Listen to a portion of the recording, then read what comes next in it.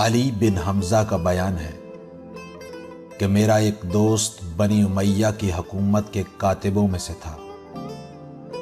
ایک دن اس نے مجھ سے کہا کہ تم امام جعفر صادق علیہ السلام سے میری ملاقات کرا دو۔ میں نے امام علیہ السلام سے اس کا ذکر کیا۔ امام نے فرمایا کہ تم اسے یہاں لے آؤ۔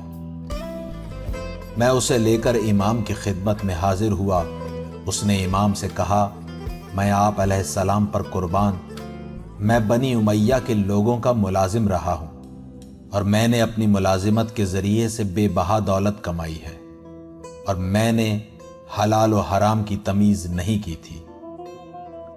امام علیہ السلام نے فرمایا، سچ کہتے ہو۔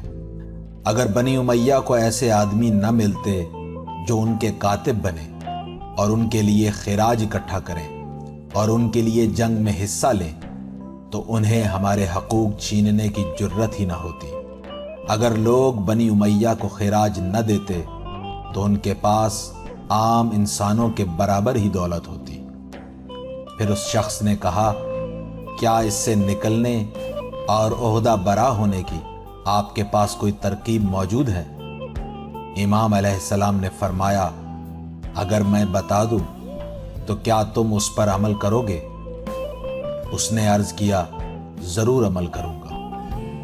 آپ علیہ السلام نے فرمایا، اب تک تم نے جو مال کمایا ہے سب نکال دو، اور جس مال کا مالک معلوم ہو وہ اس تک پہنچا دو، اور جس کا مالک معلوم نہ ہو وہ اس کے مالک کی طرف سے صدقہ کر دو۔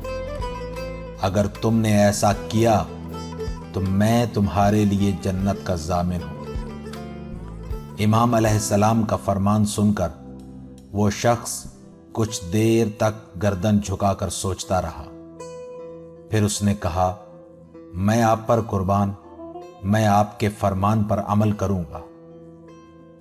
علی بن حمزہ کا بیان ہے کہ اس کے بعد وہ جوان ہمارے ساتھ کوفہ آیا اور اس نے گھر پہنچ کر اپنا تمام مال و اسباب حتیٰ کہ اپنے جسم کا لباس بھی تصدق کر دیا۔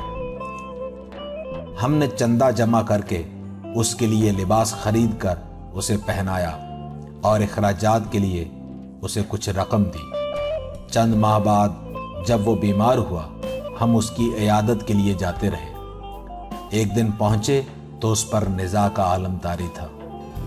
پھر اسے تھوڑا سا افاقہ ہوا تو اس نے آنکھ کھول کر دیکھا اور مجھ سے کہا، علی، خدا کی قسم تمہارے امام نے اپنا وعدہ وفا کر دیا۔